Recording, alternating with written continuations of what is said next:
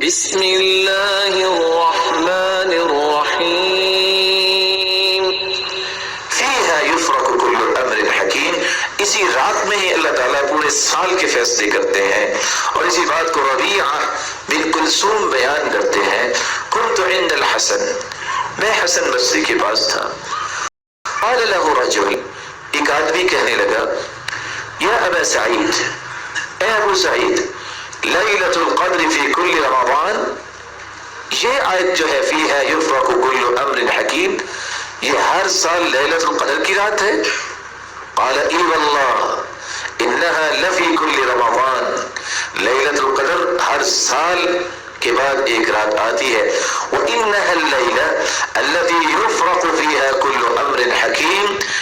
اور یہ وہ مبارک رات ہے جس میں پورے سال کے فیصلے کیے جاتے ہیں، فیہا یقضی اللہ کل اجل وامل ورزق الی مثلہ، اس سال میں اللہ تعالیٰ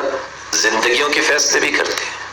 امیدوں کے فیصلے بھی کرتے ہیں، رزق کے فیصلے بھی کرتے ہیں، اور اس طرح کے دیگر فیصلے جو ہوتے ہیں وہ اسی رات میں ہوتے ہیں۔ ابو مالک روایت کرتے ہیں، فیہا یفرق کل امر حکیم، اللہ تعالیٰ نے اس میں کیا کہا ہے، امر السنہ الی السنہ،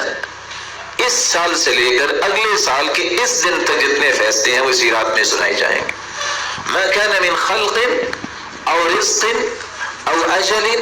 او مصیبت، اس دن سے اس رات سے اگلے سال اس رات تک جتنے لوگ پیدا ہوں گے، جتنے لوگوں کو رزق ملے گا، اور جتنے لوگوں کو موت آئے گی، اور جتنے لوگوں پہ مصیبتیں آئیں گی، سارے فیصلے اللہ ذوالجلال اسی رات میں فرما دیتے ہیں۔ تو یہی برکت والی رات ہے،